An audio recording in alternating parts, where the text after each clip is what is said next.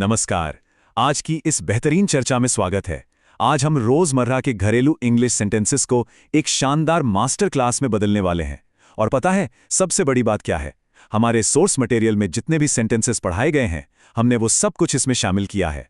एक भी सेंटेंस नहीं छूटा है। वाकई एक भी चीज नहीं छूटी है। ये इंग्लिश की पूरी एक क्लास है और इसे अच्छे से समझना बहुत जरूरी है। तो चलिए पूरे जोश के साथ इसमें गहराई से उतरते हैं। आज के इस एक्सप्लेनर की रूपरेखा कुछ इस तरह होगी। पहले वेकिंग अप एंड मॉर्निंग्स यानी सुबह उठने की बात होगी, फिर house cleaning and chores, kitchen and dining, screen time and habits, general conversations और आखिर में इवनिंग एंड बेड टाइम। क्योंकि हमें सोर्स मटेरियल का एक एक सेंटेंस कवर करना है, इसलिए इस चर्चा को सुबह से लेकर रात तक के एक दिन के सफर की तरह डिजाइन किया गया है। चलिए सबसे पहले हिस्से से शुरुआत करते हैं, वेकिंग अप एंड मॉर्निंग्स। घर में जब सबको बिस्तर से उठाने और तैयार करने की जद्दोजहद होती है तो आमतौर पर क्या बातें होती हैं? सुबह की शुरुआत अक्सर वक्त देखने और खबरें जानने से होती है। जैसे किसी को उठाना हो तो कहते हैं उठो 7 बज गए हैं, जिसे इंग्लिश में कहेंगे वेक अप इट्स 7 o'clock। फिर आदत होती है टीवी पर खबरें देखने की, तो न्यूज़ लगा दो, बन जाता है ट्यून इनटू न्यूज़। और अगर बाहर देखकर बताना हो कि न्यूज़पेपर आया है तो सीधा सा सेंटेंस है न्यूज़पेपर हैज़ कम। तैयार होते वक्त कुछ बातें रोज बोली जाती हैं, जैसे जूते पॉलिश कर दो यानी पॉलिश द शूज, और टिफिन ले लो यानी टेक योर टिफिन। और अगर किसी दिन जल्दी निकलना हो तो कहा जाता है मुझे कल ऑफिस जल्दी जाना है। इसका इंग्लिश अनुवाद होगा I have to go to office early tomorrow. ये सभी सेंटेंसेस हमारी प्रैक्टिकल डेली लाइफ का एकदम हिस्सा हैं। अब सुबह की भागदौड़ के बारे में सोचिए। देर हो रही हो तो आवाज आती है जल्दी करो, स्कूल बस आ गई है, hurry up, the school bus is here. बाहर के कामों के लिए कहते हैं बाजार जाना है यानी I have to go to market. या फिर किसी से पूछना हो कहाँ जा रहे हो तो कहेंगे वेयर आर यू गोइंग। नहाने के लिए याद दिलाना हो कि तुम नहा लो तो बोलेंगे टेक अ बाथ। और घर की सबसे आम परेशानी जिससे सब चिढ़ते हैं, गीला तौलिया हटाओ बिस्तर से, इस इंग्लिश में कहेंगे remove wet towel from the bed. आगे बढ़ते हैं हमारे दूसरे हिस्से की तरफ, हाउस क्लीनिंग एंड चोर्स, यानी दिन के उस वक्त जब घर की साफ सफाई और देखरेख का काम शुरू होता है। घर की साफ सफाई के बिना तो दिन अधूरा है। इन सेंटेंसेस को सीखना बहुत जरूरी है ताकि घर का काम आसानी से बताया जा सके। जैसे घर में झाड़ू लगा दो को कहेंगे स्वीप द हाउस, और उसके बाद घर में पोछा मार दो को कहेंगे मॉप अप द हाउस। घर को नया रूप देना हो तो नए पर्दे लगा दो, बनेगा पुट द न्यू कर्टन्स। और पुरानों के लिए पर्दे धोने होंगे यानी curtains have to be washed. कमरों को सेट करने के लिए अलमारी सजानी है को wardrobe needs to be arranged, और कपड़े धोने हैं को clothes have to be washed बोलते हैं। अगर बेडशीट बदलनी हो क्योंकि चादर बहुत मैले हो गए हैं तो कहेंगे बेडशीट्स आर वेरी डर्टी। यहां पर सोर्स मटेरियल से एक बहुत ही दिलचस्प और जरूरी जानकारी निकल कर आती है। एक बहुत ही आम कंफ्यूजन होता है स्वीप और ब्रूम के बीच। देखिए, झाड़ू लगाने के काम यानी उस प्रोसेस को स्वीप कहते हैं, जबकि ब्रूम उस चीज का नाम है यानी कि खुद झाड़ू जो आप हाथ में पकड़ते हैं। यही वजह है कि सफाई करने वाले को हमेशा स्वीपर कहा जाता है, ब्रूमर नहीं। काफी काम की जानकारी है ये। चलिए वापस कपड़ों की देखभाल पर आते हैं। कपड़े इस्त्री कर लो या आयरन करने को कहेंगे आयरन द क्लोथ्स। फिर उन्हें रखने के लिए कपड़े अलमारी में रखो यानी put the clothes in the अलमीरा। कपड़े सुखा दो बनेगा ड्राई द क्लोथ्स, और तह लगाने के लिए कपड़े फोल्ड करके रखो होगा फोल्ड द क्लोथ्स। और उसके बाद आती है हर घर की वो स्थिति जब कुछ मिलता ही नहीं, मुझे रुमाल नहीं मिल रहा है को बोलेंगे I can't find a handkerchief. या पूछना हो रुमाल कहाँ है तो वेयर इज द हैंकरचीफ। और नए कपड़े कहाँ रखें जिससे कहेंगे where are the new clothes kept. अब चलते हैं घर के उस हिस्से की तरफ जो घर का दिल होता है। हमारा तीसरा भाग है किचन एंड डाइनिंग। रसोई में कितनी सारी बातें होती हैं, जैसे दाल गिर गई है तो कहेंगे दाल हैज स्पिल्ड। या चेक करने पर पता चले कि चावल कच्चे हैं भी तो सेंटेंस होगा rice is not yet cooked. Gas चूल्हे के लिए सिंपल सेंटेंसेस हैं, गैस ऑफ कर दो यानी टर्न ऑफ द गैस, और गैस ऑन कर दो यानी टर्न ऑन द गैस। कुछ पकाने का प्लान हो, जैसे आज मैं खीर बना देती हूं तो बोलेंगे टुडे आई विल मेक खीर। अगर खाने का मन ना हो और बताना हो मुझे भूख नहीं है तो कहेंगे आई एम नॉट हंग्री। और रात में अक्सर कहा जाता है दूध गर्म कर दो, जिसे कहेंगे हीट अप द मिल्क। आप इन वाक्यों में खाने की चीजों के नाम आसानी से बदलकर उन्हें इस्तेमाल कर सकते हैं। यहां एक और बेहतरीन ग्रामर का नियम सिखाया गया है, और वो है स्पिल्ड और ड्रॉप्ड का फर्क। इन्हें कब इस्तेमाल करें? देखिए, जब कोई लिक्विड यानी तरल पदार्थ जैसे दूध या दाल गिरकर फैल जाती है तब स्पिल्ड का इस्तेमाल होता है।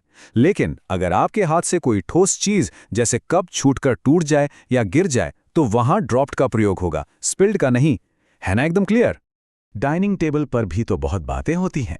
बताना हो कि खाना बन गया है तो फूड इज रेडी, खाना लगा दिया है कहना हो तो I have served the food. सुबह का वक्त हो तो नाश्ता रेडी है, बनेगा ब्रेकफास्ट इज रेडी। और अगर देरी हो तो खाना नहीं बना है अभी, यानी food is not yet ready. अपनी ज़रूरत बताने के लिए मुझे भूख लगी है होगा आई एम हंग्री।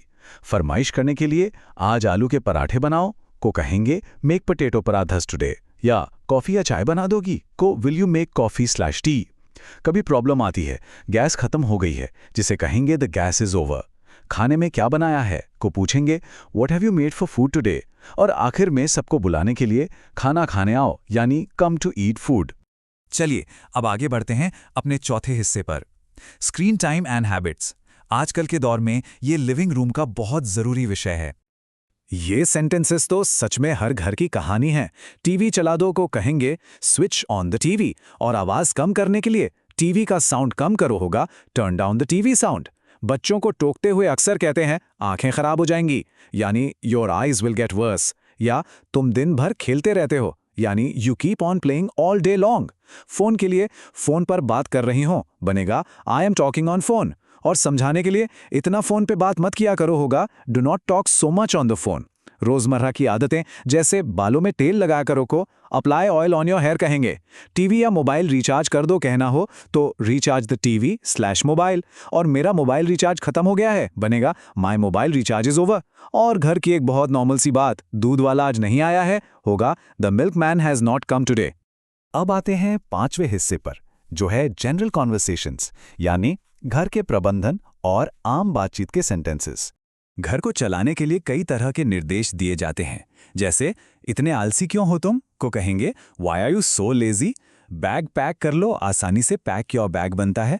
और पंखा चला दो होगा स्विच ऑन द फैन। रसोई के सामान की बात करें तो आटा खत्म हो गया है बनेगा देयर इज नो फ्लावर। और राशन लेने जाना है होगा I have to go to get ration.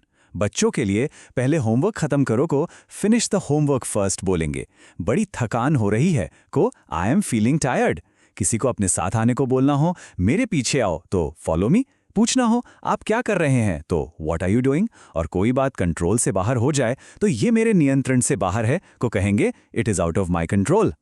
घर में कभी कभी थोड़ा गुस्सा या नाराजगी भी होती है, तो उस वक्त अपनी बात इंग्लिश में सटीक ढंग से कैसे रखें।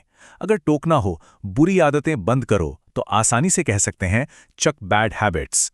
किसी को जताना हो ज्यादा होशियार मत बनो तो डोंट बी ओवर स्मार्ट। अगर बहुत ज्यादा नाराजगी हो और कहना हो तुम्हारी हिम्मत कैसे हुई तो कहेंगे हाउ डेयर यू। या तुम बेशर्मो होगा यू आर शेमलेस। फ्रस्ट्रेशन निकालने के लिए ये सब बकवास है को इट इज ऑल रबिश बोलेंगे। और आखिर में देर से आने पर आज बड़ी देर हो गई आने में, जिसे कहेंगे you came so let today. दिन ढल चुका है तो चलते हैं हमारे आखिरी हिस्से की तरफ, इवनिंग एंड बेड टाइम। यहां पर रात की शांति है। दिन की भागदौड़ के बाद रात में आराम की बातें होती हैं। बच्चे सो गए हैं बताने के लिए हम कहेंगे द चिल्ड्रन आर अस्लीप। और सबको सोने का वक्त याद दिलाने के लिए बहुत देर हो गई है अब सो जाओ बनेगा it is too late sleep now. और इसी के साथ ध्यान दीजिए कि हमने सोर्स मटेरियल के अंदर दिए गए हर एक सेंटेंस को पूरी तरह से कवर कर लिया है, एक भी सेंटेंस नहीं छोड़ा गया। इस सोर्स मटेरियल के बिल्कुल अंत में एक बहुत ही क्लासिक कहावत याद दिलाई गई है, हेल्थ इज वेल्थ, यानी स्वास्थ्य ही धन है। यह हम सबके लिए एक खूबसूरत रिमाइंडर है कि अच्छा खाने के साथ साथ अपनी इंग्लिश सीखने की आदतों को भी स्वस्थ और नियमित बनाए रखना कितना जरूरी है। जो लोग अपने अभ्यास को और आगे ले जाना चाहते हैं उनके लिए इस सोर्स के क्रिएटर संरीति इंग्लिश एकेडमी के पास कई सारे बढ़िया रिसोर्सेज हैं। उनका एक ऐप है जहां स्पोकन और ग्रामर के कोर्सेज मौजूद हैं। साथ ही Amazon पर उनकी राम ट्रिक नाम की किताब भी देखी जा सकती है। जल्दी रिवीजन के लिए उनके पास ई बुक्स हैं और रोजाना फ्री क्लासेस के लिए व्हाट्सएप या टेलीग्राम ग्रुप से भी जुड़ा जा सकता है। चलिए आज के इस सेशन को खत्म करने से पहले एक छोटा सा मजेदार मेमोरी टेस्ट लेते हैं। आज जो कुछ भी यहाँ देखा गया उसके आधार पर सोचिए कि इन दो अलग अलग वाक्यों को मिलाकर इंग्लिश में कैसे अनुवाद किया जाएगा। टीवी का साउंड कम करो, बच्चे सो गए हैं। थोड़ा वक्त लीजिए और सोचिए। जी हाँ, बिल्कुल सही। ये बनेगा turn down the TV sound, the children are asleep. देखा, इन सेंटेंसेस को जोड़कर बातचीत कितनी आसान और नेचुरल लगने लगती है। बस इन्हीं बातों को अपनी रोजमर्रा की जिंदगी में अपनाते रहिए।